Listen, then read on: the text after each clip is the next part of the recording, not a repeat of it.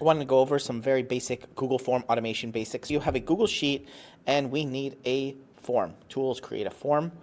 And let's say we want to automate this in some way. We either want to add a new tab, create a new sheet, do anything possible. This is the basics of starting out. I have other videos here on Better Sheets that go deep into this, and actually I'll probably make a compilation very soon. These are automation basics. We'll have some submissions here and maybe email and name, and maybe we have some multiple choice or other things, right? Maybe checkboxes that say, will you attend? Yes or no. Great. Before we get any Google Forms into our Google Sheet, we need to publish this so that people can actually fill it out. So click on Publish in the top right, click on Manage, and then here we have two options. Editor View means people can access and edit this form. We want to keep that restricted, but the Responder View, we want to click on Restricted and click on anyone with the link. Obviously, if you do not want anyone with the link, but only those in your Google domain, then your Google domain will show up here and you can select that. But I'm going to select anyone with the link. Click Done. Click Publish. We need to copy this responder link so that we actually have a URL that people can submit to. So we have some email, name, will you attend? Now, automations are really fun. We go back to our Google Sheet where our form responses are, and we're going to go up to Extensions App Script. Once here, we could name our project. We'll have this function called My Function. It is a blank function. We can call this submission, whatever we want. Inside of these curly brackets, we are going to write a function. The key here is that once we write a function, we have to create the trigger that basically connects the form submission to this function. I'm going to write right here logger.log and the word submitted. And that is it. Now I'm going to hit Command S and save this. And I'm going to go over to the left side.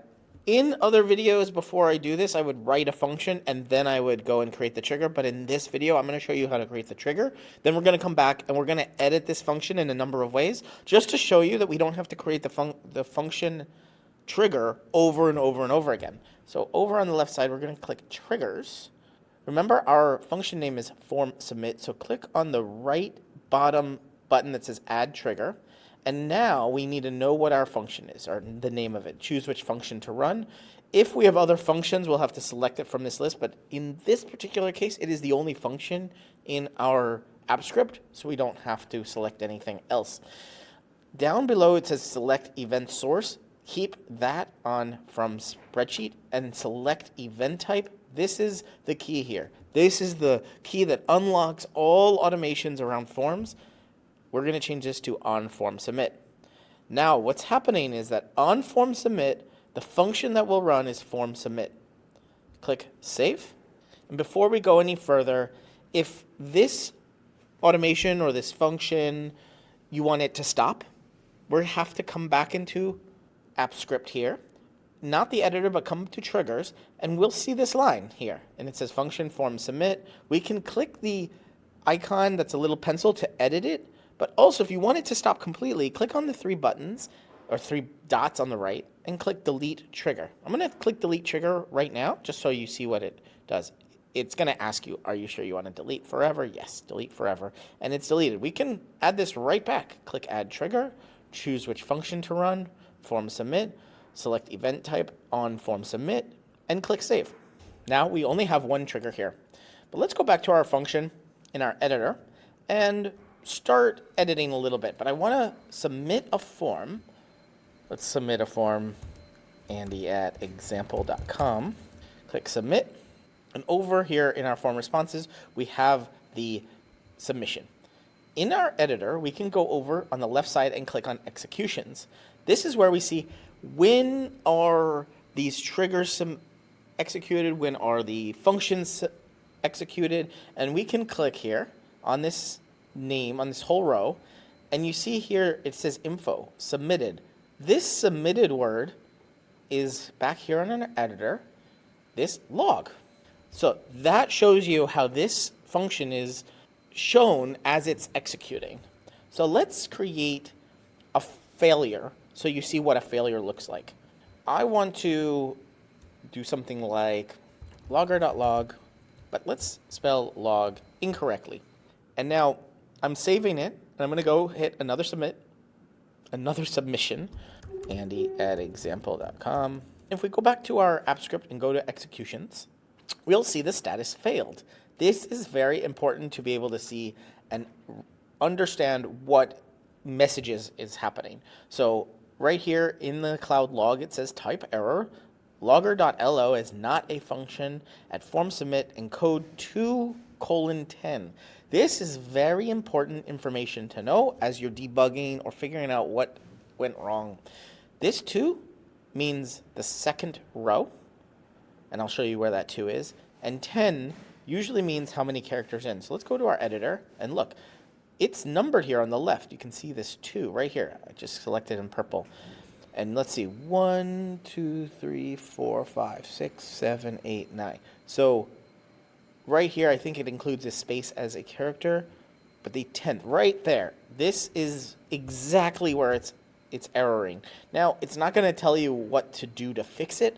Obviously, we can tell right here that this is not a function. We can actually delete this all the way to logger and hit dot. And now we get the exact functions that are allowed. So we can select log instead of typing it out. We need to add a parentheses, but now what I love is this little message shows us a working script. It shows us what we need to do. This is the object to log. Let's log some more interesting information, such as the event. So this event could be E, it could be the event. This is a variable that's going to hold some very interesting information. So let's log it. Let's log event.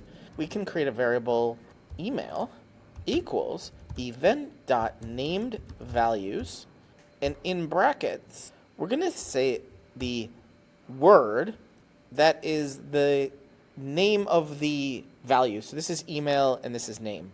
So let's go back and go email. And let's log it, logger.log. And we're going to log a string first, email, colon, then outside of the string add a plus sign to concatenate this or combine it together with the variable email, logger.log, and we'll also get name, colon, and do a plus sign, name. We don't have a variable there yet, so let's create variable name equals event.namedValues, and we'll put in brackets name. So we'll log all this just to see that you can actually grab any of this information. Email Andy@example.com. Andy, will you attend? Yes. Click submit. Let's go back to our executions here. Did we get another failure? Named values is not a function.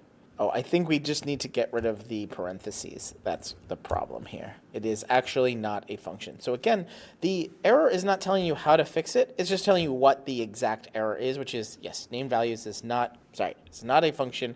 We just need to call the bracket email. Let's save this and run it again and see what we get. Let's go back to our executions, and it is completed, and let's look at the log and see what we can get. This might take a few moments or even up to a minute or two, depending on how fast the cloud servers are and how fast your connection is. So this is very cool. The event, the actual data is an object here, and it's showing you object, which is we can access it with name values.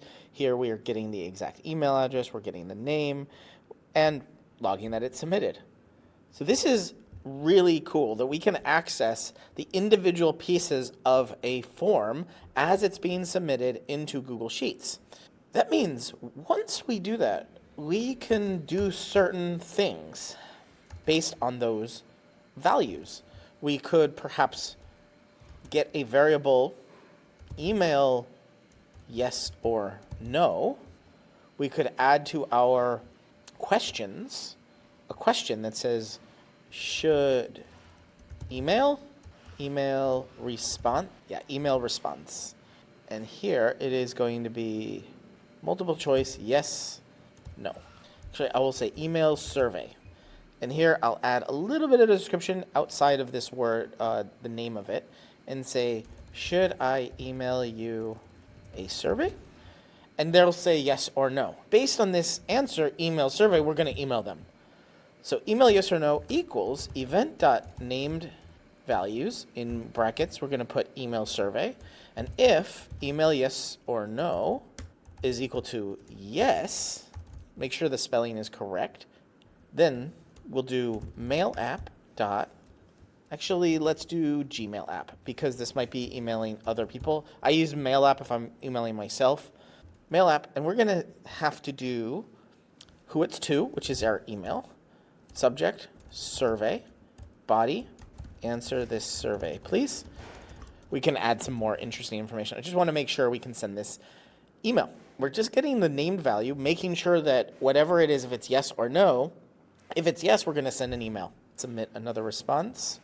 And right away, it might give us an error that we don't have proper authorization. I'm going to hit run just so that we can authorize, and it's going to give us an error right now, but when we do the actual running of the execution, should work.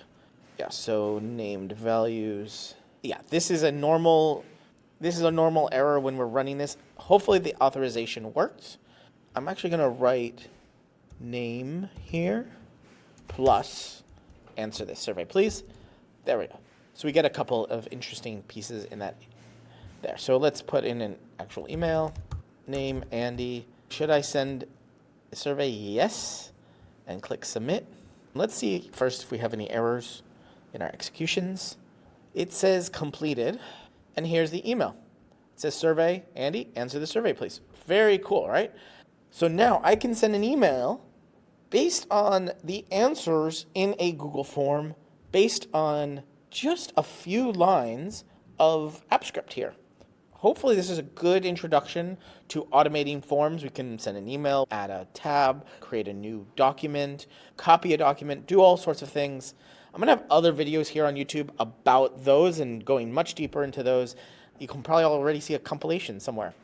I hope this was super helpful to get you started on this automation part, which isn't just writing code. It's sort of connecting the tissue of Google Forms and Google Sheets and AppScript.